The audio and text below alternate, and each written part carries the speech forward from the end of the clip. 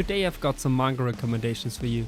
Some you've probably heard of before or even read, and hopefully some which will be completely new to you. Timestamps for each manga in the description, so feel free to just skip ahead. Let's start.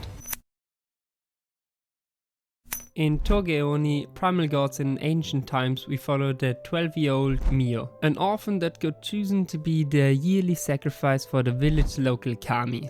If I even try to pronounce that name, there will be hate crimes committed against me. But her fate changes when she meets En no Ozuno. I apologize to everyone I just offended. A monk with supernatural powers and the ability to communicate with the kami. And he whoops this guy's ass and offers Mio to be his disciple. She accepts of course, and together with the monk's other disciple, the demon boy Senki, they go on an adventure through time and space. The world building is incredible and the story is the perfect mix of Japanese history, mythology and the supernatural. It's also really creative and surprising, and it's both lighter and darker tones. Sometimes the artwork is more simplistic when it's fitting for the tone, but when the eerie, creepy vibes come back, it gets much more detailed to show just how monstrous and intimidating the kami and the demons that traverse this world truly are. Sometimes it can get a bit confusing with all the different folklore mentions if you're not too familiar with it, which I definitely am not, but you will quickly catch on. I already knew this one is a good one when I took a look at the author and saw that it's from the same one and only one. Author of the masterpieces One Punch Man and Mob Psycho 100, so we're in for a treat. So Bug Ego is the story about the two high school students Hitsuya and Kokuro that use secret tricks. A secret trick is a phenomenon that only occurs when you strictly follow a certain set of rules set for this particular trick. It's essentially a bug in the universe, and it can be everything from magically appearing bird poop all the way to rewinding time itself. A very interesting setting which I haven't seen before. The artwork is incredibly impressive, following a hyper-realistic style that adds a ton of depth. Every panel looks like a painting. Every once in a while a panel even feels so real that you're afraid you're going to get sucked into the drawing. And at times the art is incredibly gruesome, which I really didn't expect. The whole horror vibe was a real surprise to me. The manga is so interesting, funny, surreal and horrifying at the same time, and I couldn't stop reading it the moment I picked it up. It's a pain though that it's a monthly release, but what else do you expect when the art looks like this? I'm very excited to see where the story will head in the future. There are only 8 chapters out right now, so just read the whole thing and then decide if you want to drop it or not. Choujin X is the latest work of Sui Ishida. If you don't know him, shame on you. He's the author of one of my favorite manga of all time, Tokyo Ghoul. So I naturally had crazy high expectations for his new manga, and I braced myself for disappointment just because of how much I loved his previous works.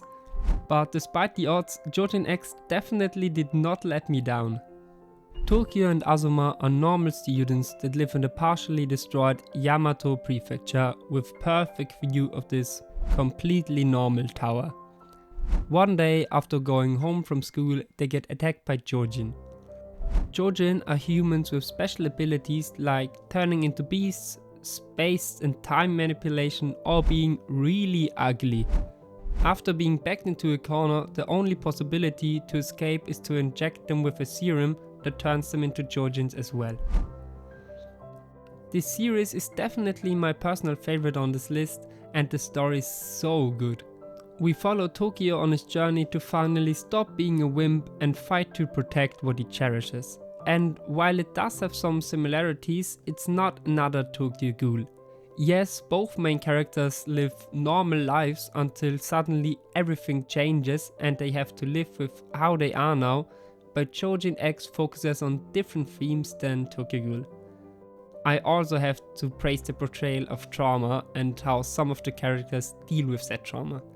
And the art goes crazy. Check it out. I actually already made a video where I talked about the first chapter of the pool, but holy f***, that was bad.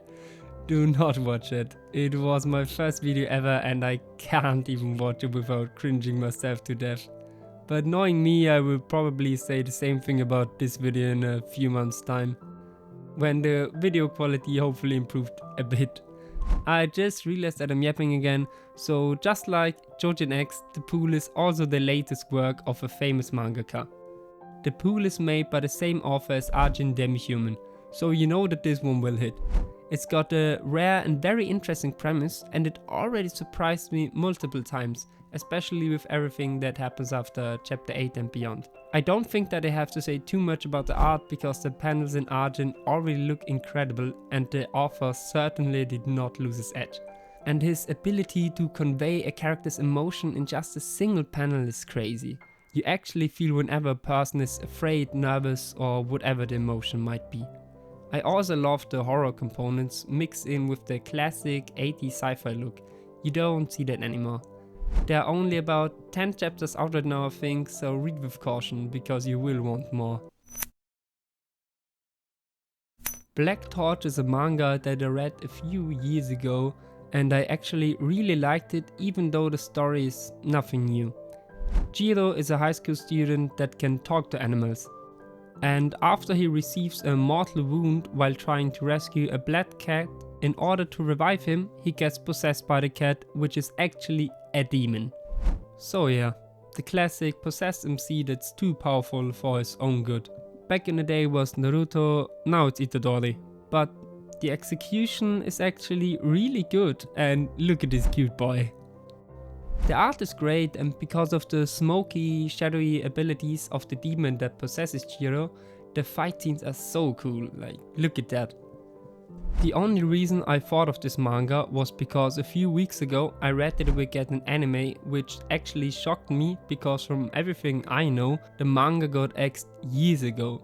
But I did think there was some good stuff and was really surprised when I heard that it will not be continued. So the anime adaptation is a welcome surprise, and if I remember correctly, at the end of the manga the author wrote some arcs that he had already planned out or just wanted to do, so if it's a success, maybe the anime could go even further than the manga. If you're on Twitter or rather X, you have probably already heard of this one. A few months ago it caused quite the uproar because people perceived the manga as racist, xenophobic, anti-immigrant, anti-colonial, anti-tourism or all of the above. And I think that I'm certainly not the right person to comment on any of that, so let's just take a look at the story. It's been 9 years since the aliens destroyed a meteorite that was heading straight for Earth, and ever since they've been living with the humans on Earth, coexisting. Namamoto is a 17-year-old factory worker who hates the aliens because they always accidentally hurt her by elbowing her in the face and never apologize. And after a shit day at work, she gets to know her co-worker Kitami better and finds out that he also hates the aliens because a drunk alien driver killed his whole family. Seems it's universal. One day, Kitami accidentally offs one of the aliens, and after combining their brain power, him and Namamoto come up with the perfect way to dispose of the body. They fry it up and eat it whole. Eat the rich, I guess. It's a pretty interesting premise and I'm excited to see where it goes next. I also saw a few people talking about the possibility that Namamoto and Kitami are unreliable narrators, and that's a pretty cool idea and actually likely, but I don't want to spoil too much. Check it out and let's get to the last manga for today. In a world where the name assigned to you at birth determines what kind of superpower you will have, Ralph and Ursula are agents for the Nordic Naming Bureau that investigate so-called namers, people that don't follow the system and want to name their child themselves to direct their life the kid will live. Ralph and Ursula also have those powers. Ralph can summon different types of dogs, one specialized in defense, one specialized in healing and another one that's like a sniffer dog, and Ursula is a bear. Rafal Jaki, the author of this manga, is also the creator of the amazing anime Cyberpunk Edgerunners. And because Edgerunners is obviously peak, I thought that No Name would also bang. And for me, it did. I actually really liked the story, even though it had a bit of a pacing issue, but I thought that it wasn't too bad. Oh, and I'm speaking in the past tense because just a short while ago the manga got axed. So yeah.